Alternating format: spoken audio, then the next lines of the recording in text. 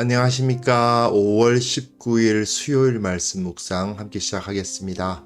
하나님께서 오늘도 주님의 그 크신 능력과 또한 크신 사랑으로 우리와 함께 해주시기를, 그래서 이 말씀 가운데 은혜를 주시고 이 말씀을 통해서 새로운 힘과 삶의 방향성을 알게 해주시기를 기도합니다. 오늘 본문은 예레미야 6장 16절에서부터 30절까지고요. 예레미야가 사실 한 사람이 자리에 딱 앉아가지고 처음부터 쭉 쓴 글은 아니고, 예레미야가 사역한 여러 가지 그 사역들을 모아놓은 모음집이기 때문에 뭐 서론이다, 본론이다 이런 말을 하긴 좀 애매하긴 하지만, 그래도 이제 1장부터 6장까지가 뭐 서론의 역할을 한다, 뭐 그렇게 볼 수 있거든요. 그래서 그 서론의 역할을 할 수 있는 마지막 부분입니다. 결국 예레미야가 정말 하고 싶어하는 말이 무엇인가, 그 서론에다가 다 담아 놓았단 말이죠. 그 서론의 마지막 부분, 이 본문이 잘 보여준다고 하겠습니다. 그럼 오늘 본문을 통해서 예레미야가 그 가슴 속에서 외치고 싶어 했던 그 메시지의 주제가 무엇인지를 확인해 보실 수 있었으면 좋겠습니다. 말씀 보겠습니다.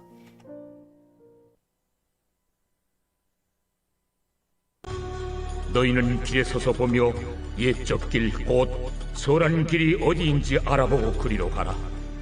너희 심령이 평강을 얻으리라 하나 그들의 대답이 우리는 그리로 가지 않겠노라 하였으며, 내가 또 너희 위에 파수꾼을 세웠으니 나팔 소리를 들으라. 허나 그들의 대답이 우리는 듣지 않겠노라 하였도다. 그러므로 너희 나라들아 들으라. 무리들아 그들이 당할 일을 하리라. 땅이여 들으라. 내가 이 백성에게 재앙을 내리리니 이것이 그들의 생각의 결과라. 그들이 내 말을 듣지 아니하며 내 율법을 거절하였음이니라. 시바에서 위향과 먼 곳에서 향품을 내게로 가져온 어찌함이냐. 나는 그들의 번제를 받지 아니하며 그들의 희생제물을 달게 여기지 않노라. 그러므로 여호와께서 이와 같이 말씀하시니라. 보라, 내가 이 백성 앞에 장애물을 두리니 아버지와 아들들이 함께 거기에 걸려 넘어지며 이웃과 그의 친구가 함께 멸망하리라. 여호와께서 이와 같이 말씀하시되, 보라, 한 민족이 북방에서 오며 큰 나라가 땅 끝에서부터 떨쳐 일어나나니 그들은 활과 창을 잡았고 잔인하여 사랑이 없으며 그 목소리는 바다처럼 포효하는 소리라. 그들이 말을 타고 전사같이 다 대열을 벌이고 시온의 딸인 너를 치려하느니라 하시도다. 우리가 그 소문을 들었으므로 손이 약하여졌고 고통이 우리를 잡았으므로 그 아픔이 해산하는 여인 같도다. 너희는 밭에도 나가지 말라. 길로도 다니지 말라. 원수의 칼이 있고 사방에 두려움이 있음이라. 딸 내 백성이 굵은 배를 두르고 재에서 구르며 독자를 이름같이 슬퍼하며 통곡할지어다. 멸망시킬 자가 갑자기 우리에게 올 것임이라. 내가 이미 너를 내 백성 중에 망대와 요새로 삼아 그들의 길을 알고 살피게 하였노라. 그들은 다 심히 반역한 자며 비방하며 돌아다니는 자며 그들은 놋과 철이며 다 사악한 자라. 불무불을 맹렬히 불면 그 불의 납이 살라져서 단련하는 자의 일이 헛되게 되느니라. 이와 같이 악한 자가 죄거되지 아니하나니 사람들이 그들을 내버린 은이라 부르게 될 것은 여호와께서 그들을 버렸습니다.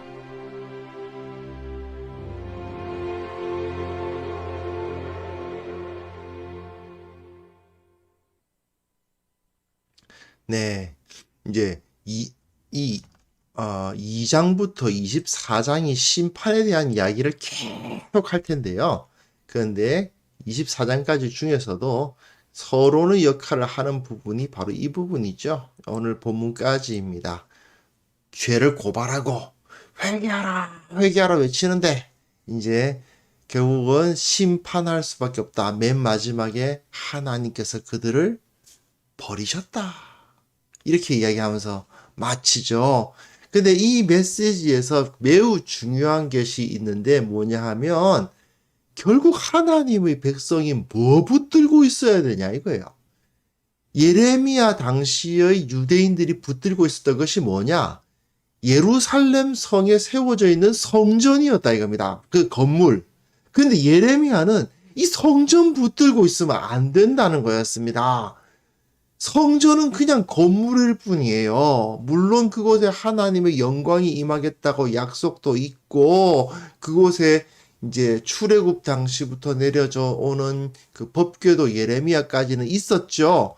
하지만 그게 중요한 게 아니다는 거죠.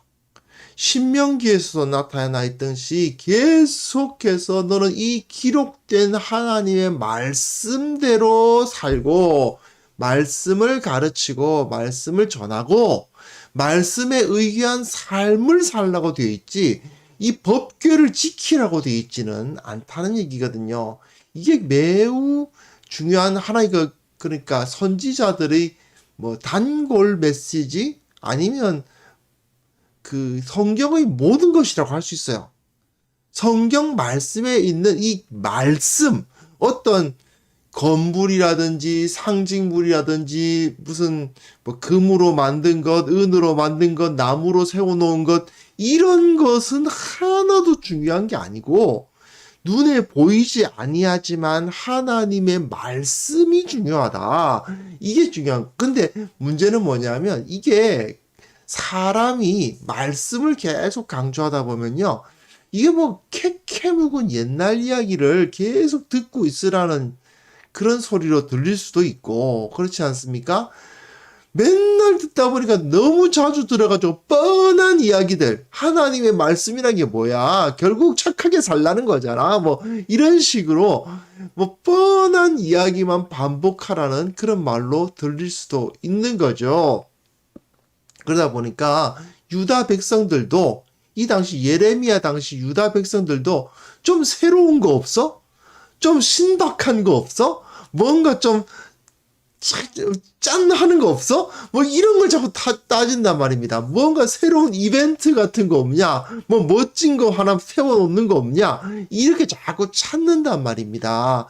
그런데 예레미야는 그것이 바로 너희를 멸망으로 이끌어 간다라고 경고를 하고 있습니다. 오늘 본문 보시면요, 여호와께서 이와 같이 말씀하시되 너희는 길에 서서 보며 옛적 길, 곧 선한 길이 어디인지 알아보라.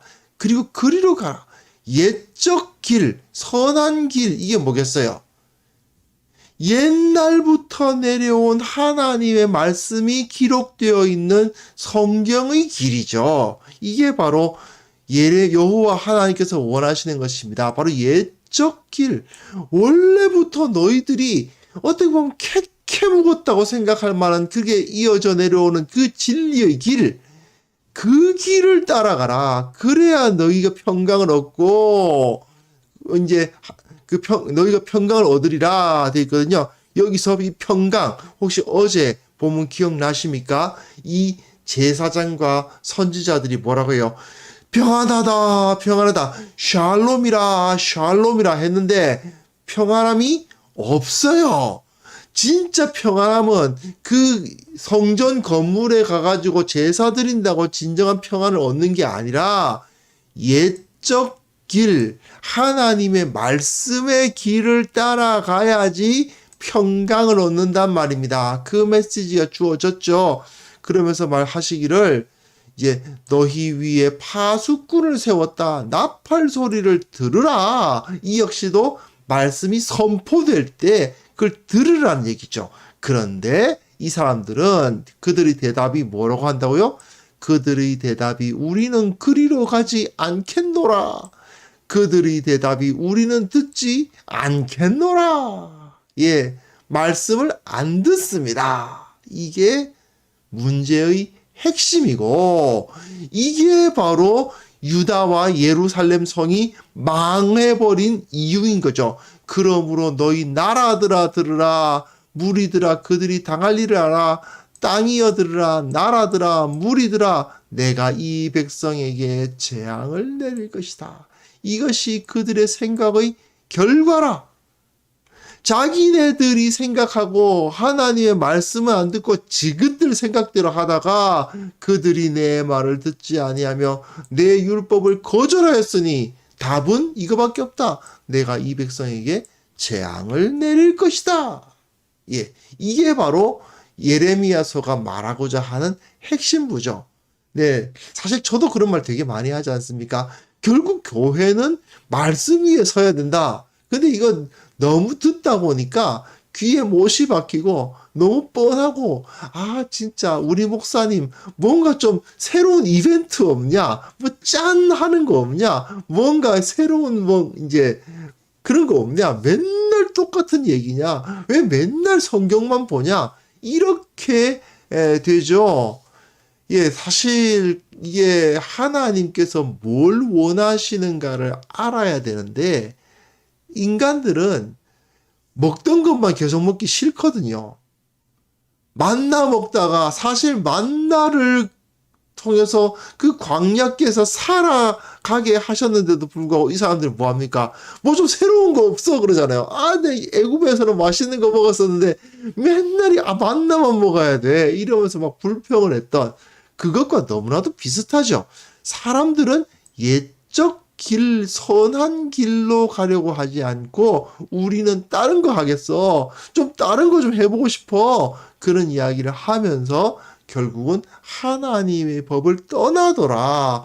그러다 보니 망하게 된다라는 것입니다. 뒷부분 보시면요. 그래서 어떻게 하느냐. 시바에서 유향과 먼 곳에서 향품을 내게로 가져오면 어찌함이냐. 예, 이걸 하는 거예요. 시바라는 것은 저기 그 아프리카 저 남쪽을 의미하는데 이 이스라엘 사람들이 생각하기에는 그야말로 땅 끝이에요. 가장 먼 곳이 어디냐? 저 시바가 가장 먼 곳이다. 그렇게 생각하는 거죠. 그런데 이것에서 유향을 가져옵니다. 유향이 왜 필요하냐면 소제를 드릴 때 레위기 2장에 보시면 소제를 드릴 때 이제 가루, 고운 밀가루죠. 고운 가루로 예물을 삶는데 그 위에 기름을 붓고 그 위에 유향을 놓습니다.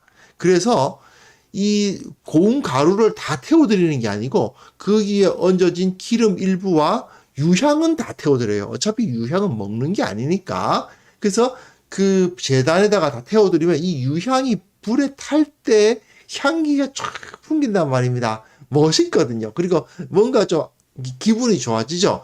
그러니까 제사를 드릴 때 일반 유향이 아니라 저 먼 데서 수입해온 고급 유향을 가지고 먼 곳에서 향품을 가지고 와서 제사를 드린다는 것입니다. 그런데 나는 그들의 번제를 받지 아니하며 그들의 희생 제물을 달게 여기지 않노라. 이 사람들은 제사 드릴 때 뭔가 좀 새롭게 해보고 싶어가지고, 이 향료도, 이 유향도 정말 좀 새로운 거, 이거 저 시바에서 이제 수입해온 거예요 하면서 이런 걸 받쳐가지고 태우고 하면은 하나님께서 좋아하실 것 같고, 같이 이제 제사 드리는 사람들도 은혜 받을 것 같고, 그래가지고 막 한단 말입니다. 그런데, 하나님은 그 딴 것 다 필요 없다. 예. 여호와께서 이와 같이 말씀하시니라. 보라, 내가 이 백성 앞에 장애물을 두리니 아버지와 아들들이 함께 거기에 걸려 넘어지며 이웃과 그의 친구가 함께 멸망하리라. 하나님께서 원하시는 건 무엇입니까? 말씀대로 살아가는 삶을 요구하시는 거지. 그 유향 없어도 되거든요. 왜냐하면요, 제가 여기 인용을 안 했습니다만 레위기 2장을 더 읽어보시면 소제를 드릴 때 꼭 유향이 있어야만 되는 건 아니에요. 유향이 없을 경우에는 이 밀가루를 가지고 빵을 만들어서 구워서 빵으로 바치면 유향이 필요가 없습니다. 유향은 아무래도 좀 사치거든요. 약간 뭐 재력이 있는 사람은 그 유향을 놓아가지고 바치지만 재력이 없는 사람은 유향을 올리기가 힘들기 때문에 이제 그냥 가루를 구워서 또는 어떤 빵을 만들어서, 그럼 빵을 만드는 과정 자체가 하나님께 드려지는 정성으로 여겨지기 때문에 유향을 놓지 않아도 그 소재가 받쳐집니다. 근데 아무래도 유향을 받치면 멋있거든요. 거기에 태우면 그 연기의 향기가 다르지 않습니까? 연기에서 나는 냄새가 다릅니다. 그럼 돈 있는 사람, 좀 재력이 있는 사람들은 어때요? 제사를 드릴 때도 에헴 하고 가서 시바에서 수입해온 유향을 드립니다. 이렇게 탁 소재에다 올려놓으면 광 나죠. 번쩍번쩍 하지 않습니까? 그러면서 자기가 그 제사를 드리면서 자기가 으쓱하는 그것을 원하는 겁니다. 하지만 하나님께서는 그딴 것 다 필요 없다.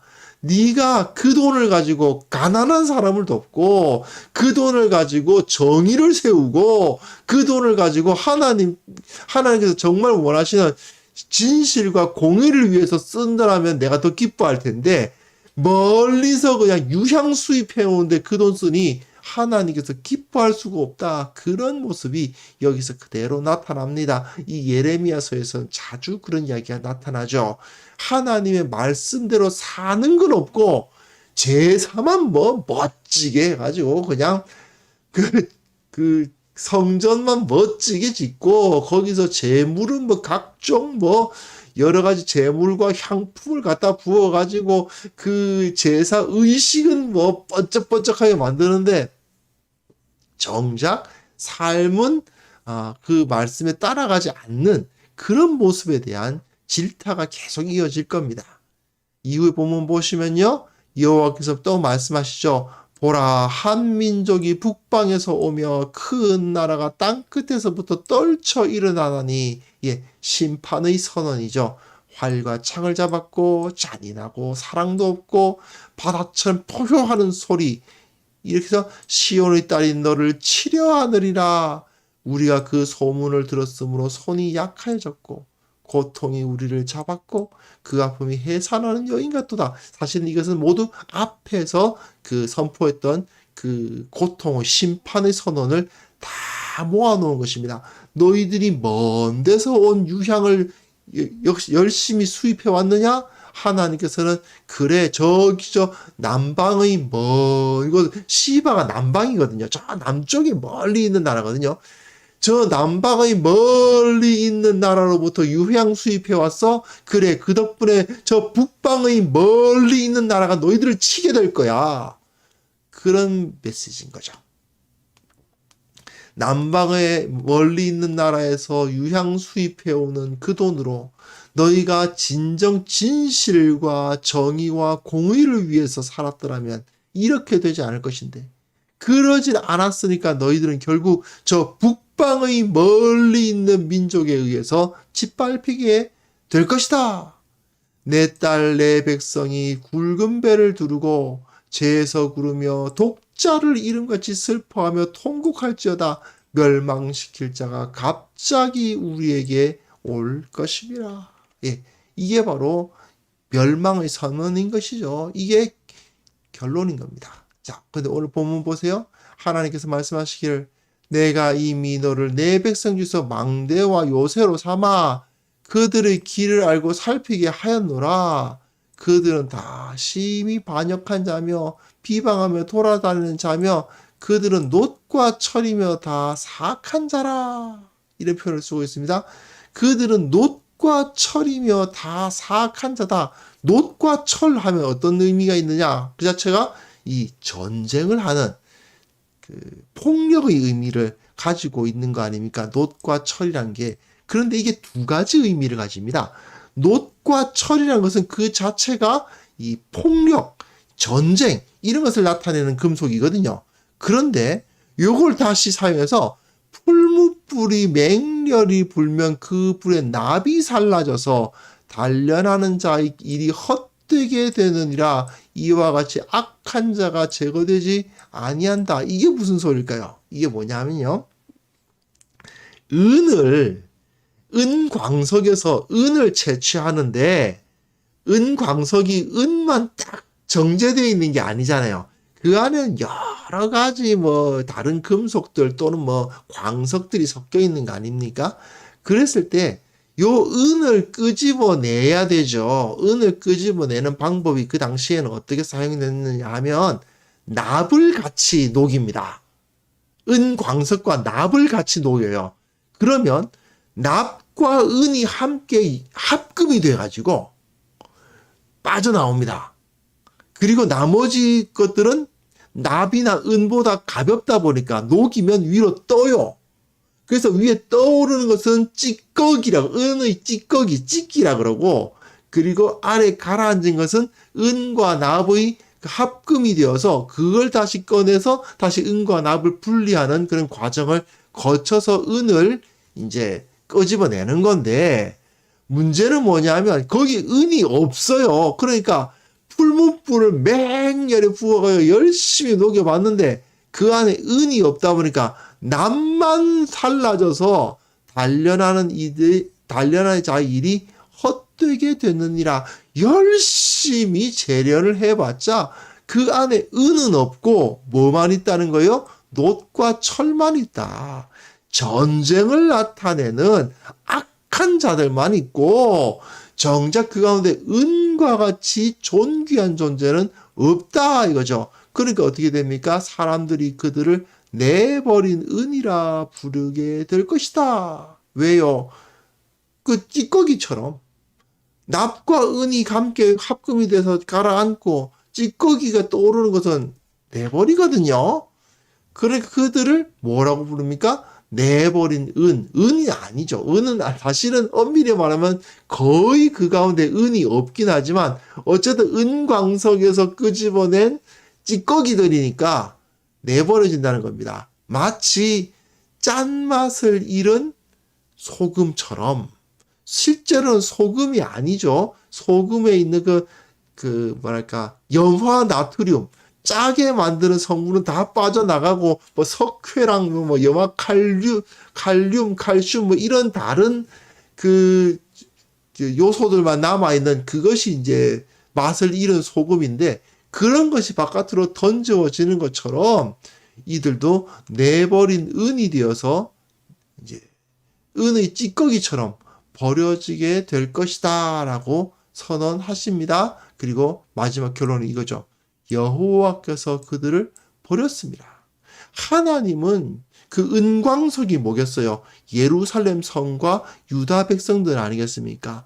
예루살렘 성과 유다 백성들 중에서 혹시라도 은과 같은 존재가 있을까 해서 납을 넣고 열심히 녹이는데 은은 안 나오고 납만 지금 다 불살라져서 없어질 판이다 그 말이에요. 그러니까 납만 괜히 들이고 있지 정작 그 가운데는 은은 도무지 찾아볼 수가 없다. 헛되다. 악한 자는 제거되지 않는다. 결국은 내버릴 수밖에 없다. 지금 유다와 예루살렘이 그런 존재다라고 메시지가 던져지죠. 이게 바로 예레미야서의 서론부의 결론이죠. 서론부가 마지막을 지을 때 보통 서론은 전체 내용을 좀 개괄하지 않습니까? 예레미야 전체 내용을 개괄하면서 결국은 하나님에 의해서 이 예루살렘 성이 버림을 받았다라는 메시지로 끝나고 있습니다. 자, 하나님께서는 이제 우리에게 하나님의 길을 보여주셨어요. 예, 하나님의 말씀. 우리에게 66권 성경이 주어져 있지 않습니까? 말씀대로 살아가는 것이 하나님의 길입니다. 말씀을 알고 말씀에 순종하는 삶을 사는 것. 그게 결국 우리가 살아가는 길입니다. 너무 뻔하고 재미없고 뭔가 좀 새로운 이벤트가 아니고 그죠? 새로운 뭔가 좀 나타나야지.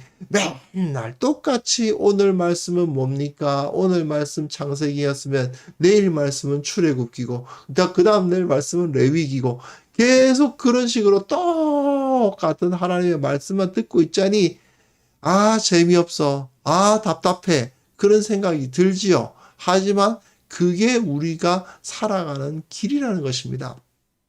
사실 우리의 인생을 한번 가만히 살펴보십시오. 우리 인생에서 내 생명을 유지하기 위해서 제일 중요한 게 뭘까요? 숨 쉬고 먹는 거죠. 숨 쉬는 거 다른 공기 마시면 좋겠습니까? 산소 말고 다른 가스를 한번 마셔보고 싶으십니까? 아니죠. 먹는 거. 늘 사실은 자기가 어릴 때부터 맛있게 먹어왔던 그 음식 먹는 것이 내게 가장 건강에 좋다는 거 다 아시죠? 뭔가 이벤트, 새로운 거 자꾸 찾으면서 먹는 것이 그렇게 건강에 좋은 게 아닙니다. 진정 건강한 길은 늘 먹던 거지만 그것을 삼시세끼를 적당히 정확한 시간에 함께 정기적으로 꾸준히 먹는 것이 인생을 가장 행복하게 살아가는 길 아닙니까? 하나님은 바로 그 이야기를 하시는 거죠. 무언가 새로운 거 추구할 게 아니라 늘 하던 거지만 그 늘 하던 것을 바르게 정확하게 해 나가는 것이 너희들의 삶에서 가장 행복한 평강의 삶을 누리게 되는 길이다. 그런데 사람들은 그렇게 하지 않는다는 겁니다. 하나님께 예배하는 것도 마찬가지예요. 뭔가 화려한 거, 뭔가 특별한 거, 뭔가 사람들의 기분을 혹하게 만드는 거, 그걸 자꾸 추구합니다. 가끔 특별한 이벤트가 있는 것이 잘못됐다는 것이 아니고요. 그것에 맛을 들이다 보니까 이제는 특별한 이벤트가 없으면 예배도 재미없고 은혜도 안 되고 뭔가 새로운 것이 계속 나와야 돼요. 근데 뭔가 새로운 것이 계속 나올 수 있을까요? 네. 늘 그렇게 찾다 보면 결국은 무너지는 겁니다. 결국은 사람들은 자기 삶을 변화시키기보다는 예배당 바꾸고 싶어 해요. 하나님의 말씀을 듣고 내 삶의 태도와 내 생각을 바꾸려고 하는 것이 아니고 예배당도 바꿔보고 교회 질서도 바꿔보고 교회에서 여러 가지 무슨 명칭도 바꿔보고 어떤 하던 행사도 바꿔보고 그러게 된다고요. 그런 거 좋아하다가 내 안에 있는 것을 변화시키려 하지 아니하고 바깥의 행사니 건물이니 각종 조직이니 이런 걸 바꾸려고 하다 보니 결국은 무너질 수밖에 없는 것입니다. 우리의 핵심은 무엇입니까? 옛적 길. 우리들에게 이미 주어져 있고 이미 잘 알고 있다고 느껴지는 익숙하게 우리 손에 들려있는 이 하나님의 말씀 위에 철저하게 서는 데 우리의 인생이 달려 있다라는 것을 우리는 잊지 말아야만 됩니다. 이 시간 그래서 함께 이러한 기도 제목으로 기도했으면 좋겠습니다. 참으로 우리 신앙의 핵심이 무엇인가? 오직 하나님의 말씀이라는 사실을 내가 알고 우리 성도들이 알고 이 한국 교회가 알아서 주님의 길로 걸어가게 하여 주옵소서. 이 시간 함께 기도하는 시간 가졌으면 좋겠습니다.